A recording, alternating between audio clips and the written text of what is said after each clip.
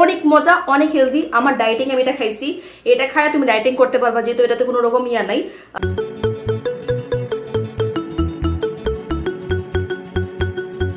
Hi friends, আমার বোনে আমাকে জিজ্ঞেস করছিল ভেজিটেবল স্যান্ডউইচটা আমি কিভাবে বানাই একটু বলার জন্য। আসলে এটা খাইতে যেরকম মজা, পাশাপাশি অনেক বেশি হেলদি। এটাতে কি কি লাগে চলো জট করে দেখাই দিই। এটাতে লাগবে সবচেয়ে ইম্পর্টেন্ট জিনিস ব্রাউন ব্রেড। আমি কোনোদিন স্যান্ডউইচ হোয়াইট ব্রেড দেখাইতে পারি না, টেস্ট ভালো লাগে না। ব্রাউন ব্রেডের পাশাপাশি লাগবে 2 ধরনের চাটনি। একটা হলো গ্রিন চাটনি, এই যে এটা, ঠিক আছে, এটা আমাদের বাসায় সবসময় থাকে, দেখো একটা আছে, অর্ধেক আছে। আর আরেকটা লাগবে হলো চাটনি, এটা দেখো সিজান সস, এটা কিন্তু স্যান্ডউইচের চাটনি।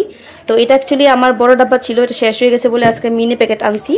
আর আমার হাজব্যান্ড কিছুক্ষণ আগে এটা নিয়ে আসছিল 3 প্যাকেট, যে এটাও সিজন সস, কিন্তু এটা একটু ভালো না। তোমরা যদি ইন্ডিয়াতে থাকো তাহলে এটা পাওয়া যায়, কিন্তু একটু ভালো না, মানে পচা একেবারে, শুধুমাত্র মরিচের গুঁড়া মতো লাগে, যার জন্য এটা আমি ফালাবো, কারণ এটা একদম ভালো না।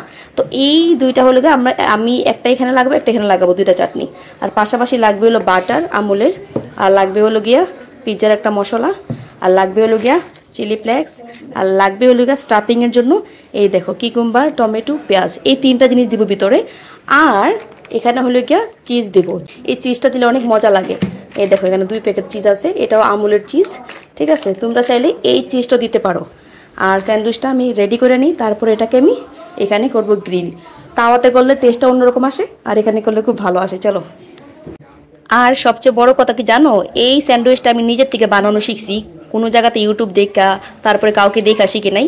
এটা বানায় খাইতে খাইতে আমার খুব ভালো লাগছে, আর আমাদের বাসার সবার খুবই ফেভারিট। আগে আমি ভেজিটেবল দিয়ে বানাইতাম, ওটা সময় লাগতো বেশি, এটা অনেক কম সময় লাগে, পাশাপাশি খুব মজাও লাগে খাইতে। আমি র্যান্ডমলি ভিডিওটা বানাচ্ছি, ভাবলাম তোমাদের সাথে শেয়ার করি। এই সসটা অনেক অনেক মজা, অনেক মজা। এটা হলো গ্রিন চাটনি, অনেক মজা লাগে আমার কাছে। আমি আগে সস বানাইতাম, এখন আর সস বানাই না।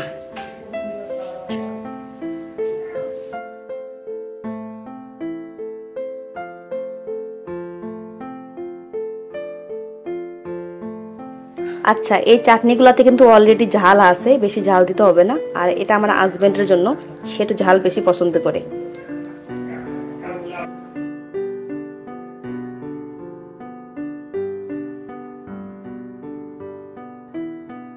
সত্যিকার অর্থে স্যান্ডউইচটা চিজের জন্য অনেক অনেক মজা লাগে। প্লিজ তোমরা এই চিজটা স্কিপ করবা না, কারণ এটাতে আর কিছু নাই, শুধুমাত্র চিজের জন্যই ভালো লাগে।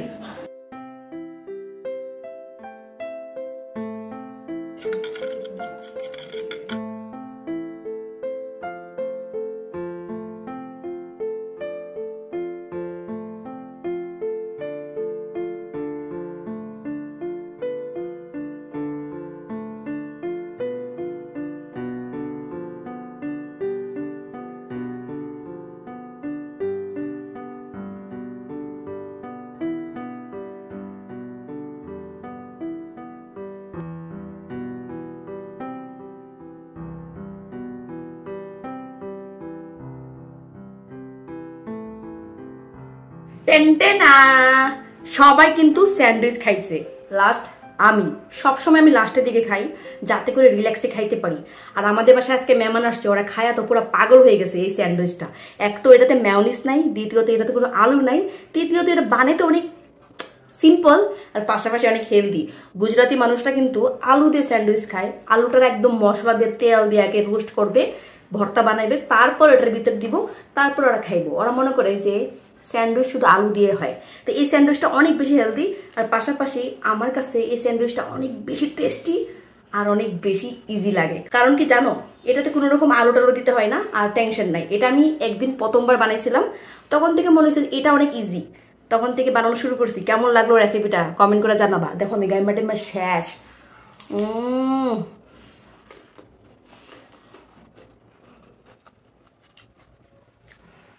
এটার সাথে কোনো রকম কেচাপ খেতে হয় না, সস খেতে হয় না, অলরেডি এটার ভিতরে সবকিছু আছে।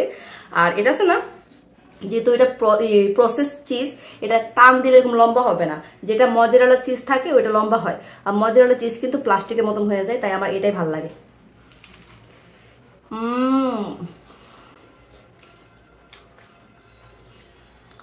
চলো আরাম করে ও রুমে খাই।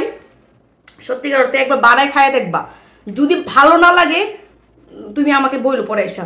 সত্যি সত্যি এটা অনেক মজা, অনেক হেলদি। আমার ডায়েটিং আমি এটা খাইছি, এটা খায় তুমি ডায়েটিং করতে পারবা, যেহেতু এটাতে কোনো রকম ইয়া নাই, মেয়োনিজ টেয়োনিজ নাই।